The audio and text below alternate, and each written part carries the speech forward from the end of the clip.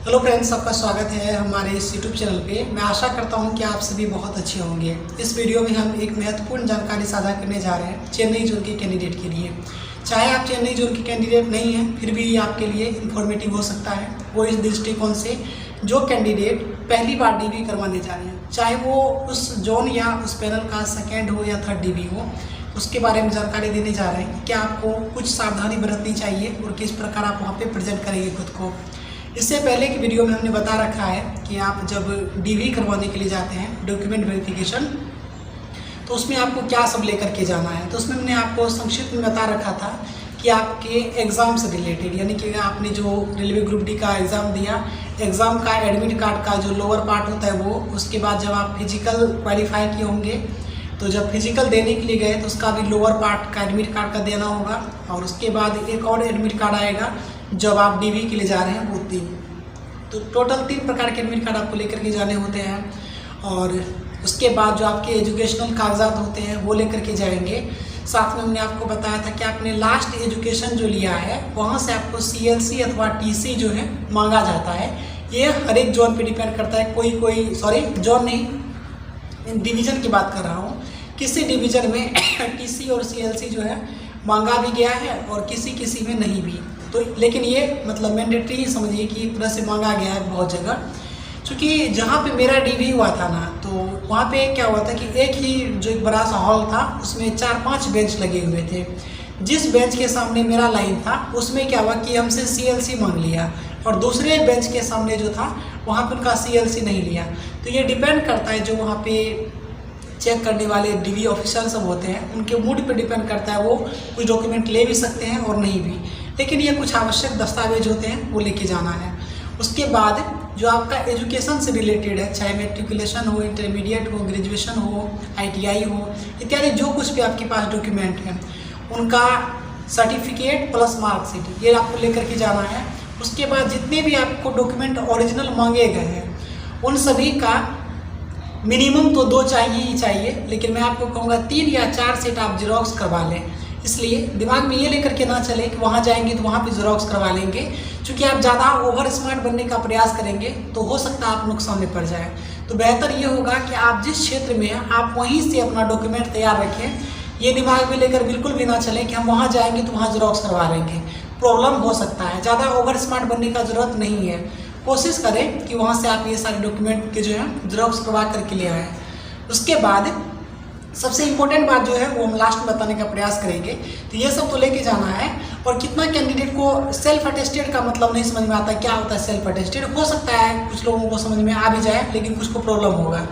तो उसके लिए क्या करना है, यानी कि आपका जो ओरिजिनल सर्टिफिकेट होता है ना, उसका जेरोक्स आप निकालेंगे। जेरोक्स में ही आप राइट हैंड में, यानी कि नीचे के पार्ट में जेरोक्स पे आपको अपना हस्ताक्षर यानी सिग्नेचर कर देना है। वही आपका सेल्फ अटेस्टेड है। मतलब कि आप खुद के डॉक्यूमेंट पे खुद के हस्ताक्षर करेंगे जेरोक्स पे, रियल वाले किसी भी डॉक्यूमेंट पे मत कीजिएगा। तो ये आपका सेल्फ अटेस्टेड का प्रॉब्लम हो गया, जो कन्फ्यूजन होगा वो दूर हो गया। और कास्ट से रिलेटेड जो है, जो आपके पास पहले से भी है, 1 साल के अंदर का कास्ट सर्टिफिकेट मांगा जाता है। अब तो खैर 2-3 दिन बचा है, 8 तारीख से होना है। उम्मीद है कि आज बहुत सारे कैंडिडेट घर से निकल भी जाएंगे। तो कास्ट सर्टिफिकेट जो आप लेकर के जाएंगे, हो सकता है वहाँ पे ओरिजिनल भी जमा ले ले या फिर जेरोक्स ले सकता है। मैं अपना अनुभव बता रहा हूँ कि जब मैं डीवी करवाने के लिए आया था तो मेरा ओरिजिनल नहीं लिया था। हमसे क्या हुआ था कि जेरोक्स लिया गया था, तो मेरे पास ओरिजिनल रह गया। और वो जो ओरिजिनल कास्ट सर्टिफिकेट था वो ज्वाइनिंग के टाइम हमसे ले लिया गया। तो कास्ट सर्टिफिकेट से रिलेटेड जो 2 इशू हैं कि क्या रियल लेता है या क्या जेरोक्स लेता है। तो कहीं पे रियल भी ले लिया, अगर कहीं पे रियल ले लिया है तो ज्वाइनिंग के टाइम में जेरोक्स से काम चल गया है। ये टोटली का टोटली डिपेंड करता है जहाँ पे आपका ज्वाइनिंग होना है, उन सभी ऑफिसर के मूड पे। उनका जो कुछ हो सकता है आपको कुछ छूट भी दे दे, लेकिन ये डॉक्यूमेंट आवश्यक है। अब हम लास्ट बात करते हैं, जब डीवी जाते हैं तो आप जब आपके सामने जो अधिकारी लोग होंगे और जब वहाँ पे पेश आप होते हैं, यानी आप प्रस्तुत होते हैं, अपने आप को प्रस्तुत करते हैं, तो वहाँ पे आपको थोड़ा सा डिसिप्लिन मेंटेन करते रहना है। क्योंकि हम जब गए थे ना डीवी करवाने के लिए, तो कुछ कैंडिडेट इस प्रकार से मतलब बिहेव करते थे ना, उनको लगता था कि गलती से इनको नौकरी देने जा रही है सरकार। तो थोड़ा डिसिप्लिन मेंटेन रखेंगे तो इससे क्या होता है कि जो सामने वाले अधिकारी सब होते हैं या जो कोई भी ऑफिसर होते हैं वो आपको सपोर्ट जरूर करेंगे। अगर आप एक अच्छे तरीके से अच्छे मैनर में जाएंगे, कम से कम अपने राज्य का, अपने एजुकेशन का तो कम से कम इलाज रखिए। जाते हैं तो डिसिप्लिन मेंटेन करना बहुत ज़रूरी है, लेकिन वहाँ पे डर प्रकार पड़ जाएगा, फिर आपको प्रॉब्लम हो जाएगा। तो बेसिक ये ध्यान रखना है कि अंदर जब जाएंगे तो वहाँ पे शोरगुल नहीं मचाएंगे। वो आपको रिकमेंड करेंगे, मतलब आपको निर्देश देंगे कि आपको किस प्रकार क्या डॉक्यूमेंट लेके जाना है। आप तो डॉक्यूमेंट इतना लेके चले जाएंगे, लेकिन वहाँ पे कौन से डॉक्यूमेंट के बाद क्या लगाना है इसके बारे में आपको बताएगा कि आपका ये डॉक्यूमेंट इसके बाद लगेगा, ये एडमिट कार्ड का जेरॉक्स लगेगा, उस पर सिग्नेचर करना है, उसको इस तरह भरना है। जब डीवी करवाने जाएंगे तो आपको एक फॉर्म वहाँ पे भी दिया जाता है, और वहाँ पे क्या होगा, आपको वो सब भरना होता है, और ये थोड़ा ध्यान रखेंगे।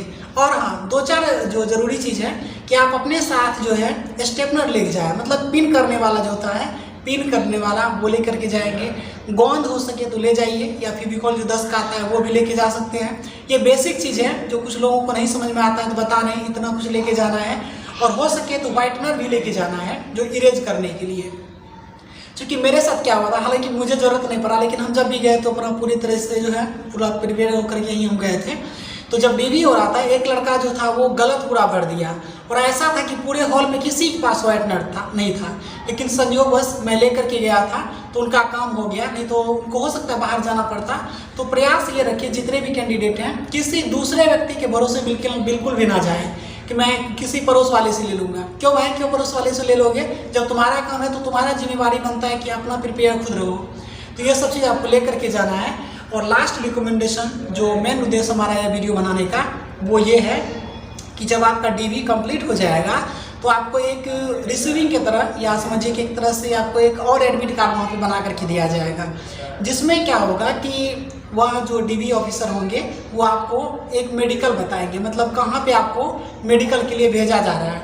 मेरा हुआ था केरल के पलक्कड़ में हुआ था डीवी, और जब मेरा मेडिकल होना था तो नेक्स्ट डे जो है मुझे भेजा गया मंगलुरु। तो लेकिन जिस डे में मेरा डीवी हुआ उसके अगले दिन ही वो सारे, चूँकि आपका जब डीवी होता है ना, तो वो सबका सब रिपोर्ट उस मेडिकल को ट्रांसफ़र कर दिया जाता है, उस हॉस्पिटल को। वहाँ पे आपका इंतजार किया जाता है।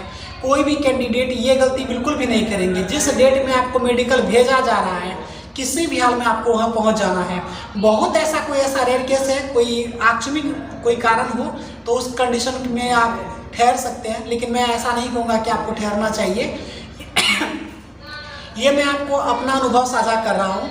जिस दिन मेरा मेडिकल हुआ था वहाँ पे क्या हुआ था कि एक कैंडिडेट के साथ क्या प्रॉब्लम हुआ कि डीवी जब कंप्लीट हो गया तो वहाँ पे घूमने चला गया। उनको किसी ने क्या दिया था कि बाद में भी मेडिकल हो सकता है 2 दिन बाद भी, लेकिन आप बिल्कुल भी ऐसा ओवर कॉन्फिडेंस में आपको नहीं रहना है। डीवी कंप्लीट होने के बाद आपको एक डॉक्यूमेंट यानी कि एक मेमो की तरह दिया जाएगा। उसमें जो संबंधित मेडिकल कॉलेज होंगे, उनको मेडिकल जहाँ पे बना हॉस्पिटल, तो वहाँ पे क्या होगा, आपको जाना होगा और आपको रिपोर्ट करना है। रिपोर्ट जैसे करेंगे आपका कुछ जो वो नंबर और सब दिया जाएगा, आपका पूरा डाटा उनके पास चला जाएगा। तो ध्यान रखना है कि जिस दिन आपका डीवी होगा उसके नेक्स्ट डे मैक्सिमम चांस है कि आपका मेडिकल हो जाएगा। तो आपको उसी दिन आपको मेडिकल रिपोर्ट कर देना है ऑन टाइम। बाद में क्या हो सकता है कि प्रॉब्लम होगा, क्योंकि जिस दिन मेरा हुआ था उस दिन इस तरह का 2-3 केस देखा गया था। क्योंकि मैं थोड़ा बहुत क्रिएटर भी हूँ, वीडियोस बनाते रहता हूँ, तो कुछ ऐसे मेरे सब्सक्राइबर से भी ऐसा गलती हुआ था। बोला था कि उनका क्या हुआ कि डीवी करवा लिया, उसके बाद उनको थोड़ा बुखार आ गया, जिसके कारण वो नेक्स्ट डे मेडिकल में नहीं गया। तो वहाँ पर उनको प्रॉब्लम हो गया था। उनको फिर सबसे बाद में उनको बुलाया गया, बोला कि ये वाला लिस्ट में आज भेजा ही नहीं गया है। तो इस तरह का प्रॉब्लम भी हो सकता है। तो इस वीडियो में यही जानकारी थी। वीडियो थोड़ा लंबा हो गया, लेकिन बात बहुत कुछ बताने के लिए भी विशेष रह गया है, लेकिन ये कुछ बेसिक चीज़ें हैं, ये ध्यान रखेंगे। उसके बाद मेडिकल में जाएंगे तो थोड़ा अपने कॉन्फिडेंस के साथ रहेंगे, ज़्यादा लो फील नहीं करना है। थोड़ा बीपी चेक होता है, यूरिन चेक होगा, उसके बाद एक रड के जैसा होगा, उसमें से आपको चिपका करके चेस्ट का भी चेक होता है। उसके बाद फिर आपका ECG होता है। ये सारे कुछ प्रोसेस होते हैं, आपको ध्यान रखना है। और सबसे मेन और इम्पोर्टेंट जो होता है वो आई का टेस्ट होता है। आई टेस्ट होगा, वहाँ पे आपको घबराना नहीं है। डॉक्टर कई बार होते हैं कि आपको कंफ्यूज करने के लिए भी थोड़ा कड़े शब्द में बोलेगा कि यही है, मतलब अगर आप बोलते हैं कि येलो दिखाई दे रहा है मुझे, बोले येलो है ये, तो आपको अडिग रहना है, जो आपको दिखाई दे रहा है वही बोलना है। ऐसा नहीं कि हड़बड़ा करके प्रेशर में आ जाना है। तो ये कुछ मेरा अपना अनुभव रहा, वो आपके साथ साझा किए। बाकी कोई गिला शिकवा होगा तो कमेंट करके पूछिएगा। मिलेंगे किसी नेक्स्ट वीडियो में, तब तक के लिए धन्यवाद। आप सभी को रेलवे का अंग बनने के लिए अग्रिम शुभकामनाएं। धन्यवाद।